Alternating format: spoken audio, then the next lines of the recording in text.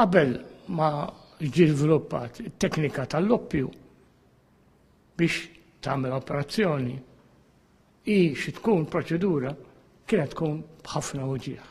L-oppju jista' jitqies rivoluzzjonarju fil-mediċina u l-kirurġija. Beda jintuża fl-1846 f'Boston, f'Massachusetts General Hospital. Fuq naħa l-oħra tal-Atlantiku f'Londra beda jintuża fl-istess sena u f'Malta daħal is-sena ta' wara bl-ewwel intervent bil-oppju isir fl-isptar ta' Bigi mill-kirurgu Ingliż ta' Royal Navy, Thomas Spencer Wells. Il-konsulent wara żmien twil kap ta' Dipartiment tal-Anestesija Joseph Zarpadame qal li l-anestesija hija l-akbar dipartiment fl-isptar.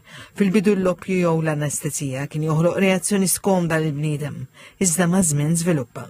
Illum hemm l-oppju li żviluppawh simili għall-liter li ma jtikx dak l-affarijiet li pjuttost soft.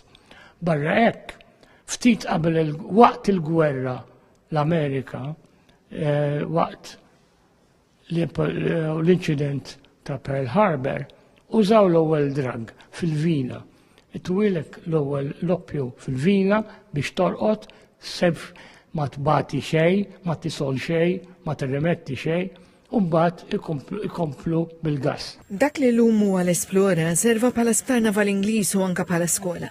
Bħala sptar kien magħruf mad-dinja u kien jilqa' pazjenti importanti anke membri tal-familja reali. Fuq il-mediċina, fuq it-trattamenti u anke fuq personalitajiet. Per eżempju, ġiet kellna żjara reali tar-Reġina jew inkella t-tifel tar-Reġina Vittoria li kien trattat propju hawnhekk għat-tifoidi għal 3 xhur. Illum, il-Mużew fl-Esplora juri bosta aspetti mill-istorja medika tal-isptar ta' Bigi u l-iżviluppi li għamlu lil Malta magħrufa bħala l-infermiera tal-Mediterran.